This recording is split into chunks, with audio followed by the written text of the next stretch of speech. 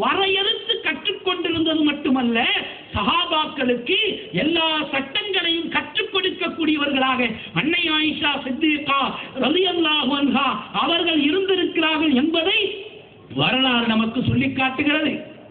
அன்னை ஆயிஷா சித்திகா அவர்கள் சொத்து பாக பிரிவினுடைய சட்டங்களை சொல்லிக் கொடுப்பதில் மிக விற்பன்னராக அன்னை ஆயிஷா சித்திகா ரலியல்லாஹு அன்ஹா அவர்கள் திகழ்ந்திருக்கிறார்கள் என்று வரலாற்றில் பதிவு செய்யப்பட்டிருக்கிறது.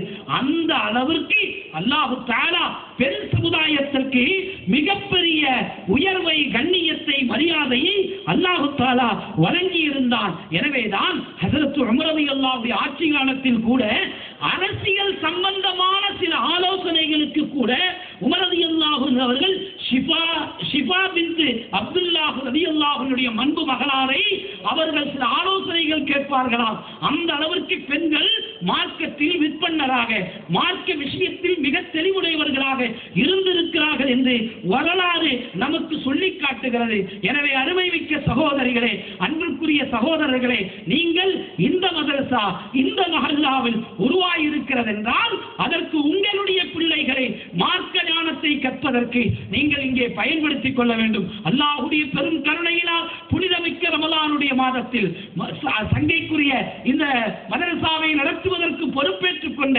நூருத்தீன் சகாஃபி ஹஜ்ரத் அவர்கள் இங்கே தஃசீரை ஆரம்பித்தார்கள். அல்லாஹ்வுடைய பெரிய கருணை 70, 80 என்று 100 வரை பெண்கள் வந்திருக்கிறார்கள். ஆனால் இடவசதி இல்லாத குறையாக அல்லாஹ்வுடைய பெரும் கருணையினால் பெண்கள் வரத்து ஆரம்பித்திருக்கிறது.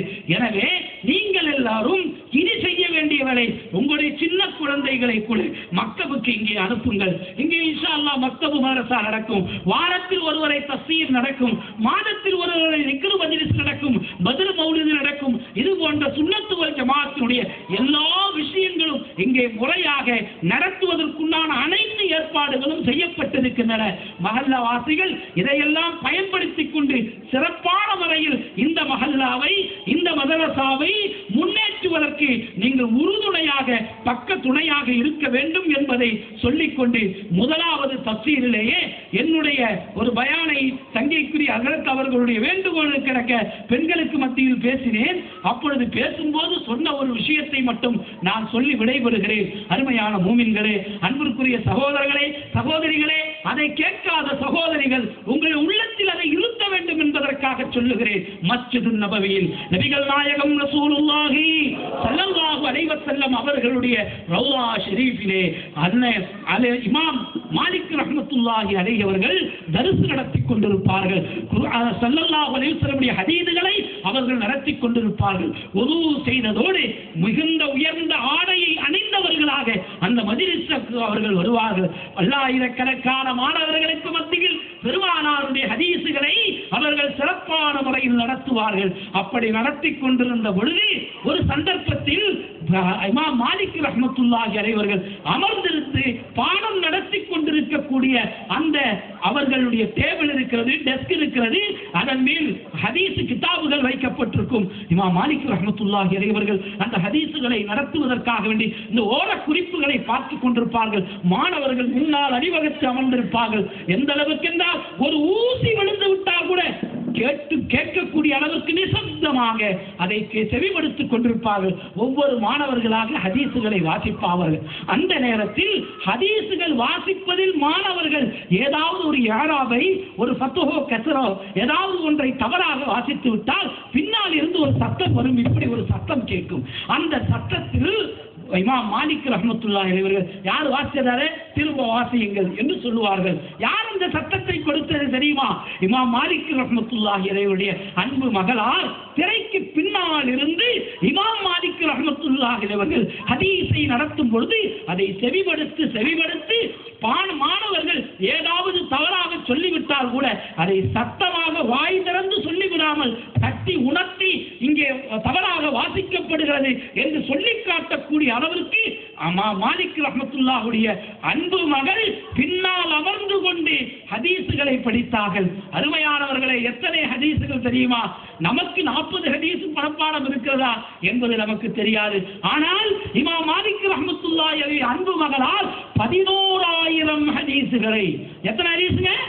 11,000 ஹதீசுகளை மாலிக் இமாமுடைய அன்பு மகளார் திரைக்கு அப்பால் இருந்து மனனம் விட்டார்கள் என்றால், அதனுடைய ராவிகளை பற்றி படித்தார்கள் என்றால், அதனுடைய வரலாறுகளை பற்றி தெரிந்திருந்தார்கள் என்றால், என் அருமை சமுதாயமே, பெண் சமுதாயமே, நீங்கள் எந்த அளவிற்கு மார்க்கத்தில் பிடிப்புடையவர்களாக, மார்க்கத்திலிருந்து விலகியவர்களாக, மார்க்கத்தில் கற்பதில் அசத்தை உடையவர்களாக இருக்கிறீர்கள், பொதுவோக்குத்தனமாக இருக்கிறீர்கள் என்பதை எண்ணி பார்த்து, இந்த வாய்ப்பை நீங்கள் பயன்படுத்திக் கொள்ளவில்லை என்றால், இந்த வாய்ப்பை நீங்கள் பயன்படுத்திக் கொள்ளவில்லை என்றால், மிகப்பெரிய அல்லாஹ்விடத்தில் நீங்கள் பதில் சொல்ல வேண்டிய ஒரு கடமை உங்களுக்கு இருக்கிறது என்பதை மட்டும் இந்த நல்ல நேரத்திலே நினைவுபடுத்தி, அல்லாஹ்வே ரப்பல் இஸ்ஸத்தே இந்த மதரசாவை, இந்த பத்ரியா பெண்கள் அரபிக் கல்லூரியை கியாமத் நாள் வரை நீ நிறைவேற செய்வாயாக. இந்த மதரசா இப்படி பார்ப்பதற்கு சாதாரணமாக பில்டிங்காக இன்றைக்கு இருக்கிறது.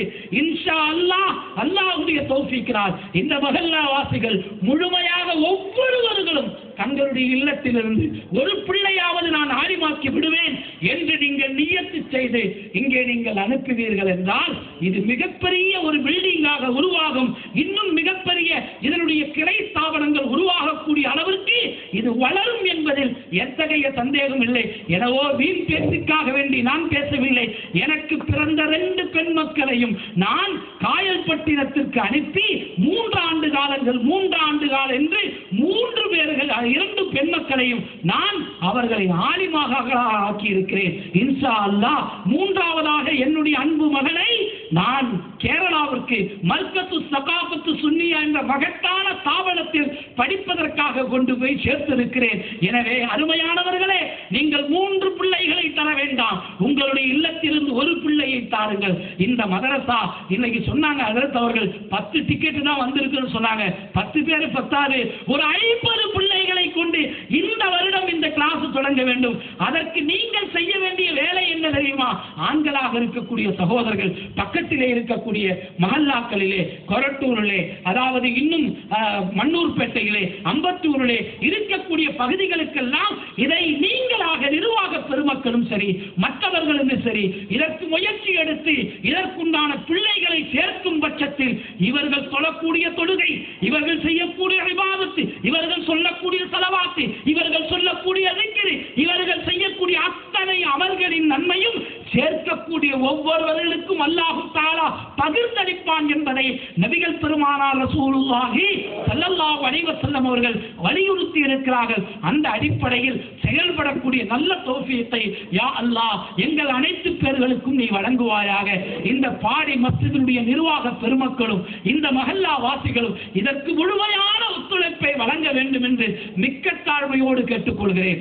உங்களுடைய ஒத்துழைப்பும் உங்களுடைய ஒத்துழைப்பு மட்டும்தான் இதனுடைய வளர்ச்சிக்கு அடிப்படை காரணம் என்பதை நினைவில் படுத்திக் கொண்டு, அல்லாஹ்வுடைய பெருமைக்காக சொல்லவில்லை, உங்களுடைய முன்னிலையில் நின்று நான் சொல்லுகிறேன். அல்லாஹ்வுடைய தௌஃபீக்கினால் தங்கைக்குரிய நம்முடைய ஜே ஹாஜியார் அவர்கள் வெகு நாட்களாக அவர்கள் என்ன சிந்தித்தார்களோ, இது எப்பொழுதும் உயிரோட்டம் உள்ள மதரசாவாக இருக்க வேண்டும். ஏதோ 2-3 மணி நேரம் 3 மணி நேரம் மதரசா நடத்துவதற்கு பிறகு பூட்டி போடக்கூடியதாக இருக்கக்கூடிய காலையிலிருந்து மார்க்க சேவைகள் தொடங்கி தொடர்ந்து நடைபெற வேண்டும் என்று அவருடைய எண்ணமாக இருந்தது. அந்த எண்ணத்தை உங்களுக்கு இந்த மஹல்லாவுக்கு பூர்த்தி செய்து தரக்கூடிய நல்ல சிறப்பான ஆலிமை அல்லாஹ் இந்த மஹல்லாவுக்கு கொண்டு வந்து தந்து விட்டார். நூருத்தீன் சகாஃபி ஹஜ்ரத் அவர்கள் நல்ல கல்விமானாக இருக்கிறார், நல்ல கல்விமானாக இருக்கிறார். சிறந்த தஃசீர் கலையை அவர்கள் கற்றிருக்கிறார்கள், ஹதீஸ் கலையை கற்றிருக்கிறார்கள். நல்ல ஞாபகத்தை அல்லாஹ் தஆலா தந்திருக்கிறார், ஒழுக்கத்தை தந்திருக்கிறார், இறையச்சத்தை தந்திருக்கிறார். அப்படிப்பட்ட ஒரு ஆலிமை இந்த மஹல்லாவுக்கு உங்களுக்கு கிடைத்தது நீங்கள் செய்த வரப்பிரசாதம். அதை நீங்கள் பயன்படுத்திக் கொள்ள வேண்டும் என்று மட்டும் இந்த நல்ல நேரத்தில் தெரிவித்துக் கொண்டு வாய்ப்புக்கு நன்றி கூறி விடைபெறுகிறேன். வாஹிரு தஅவானா அனில் ஹம்துலில்லாஹி ரப்பில் ஆலமீன். அஸ்ஸலாமு அலைக்கும் வரஹ்மத்துல்லாஹி வபரகாத்துஹு.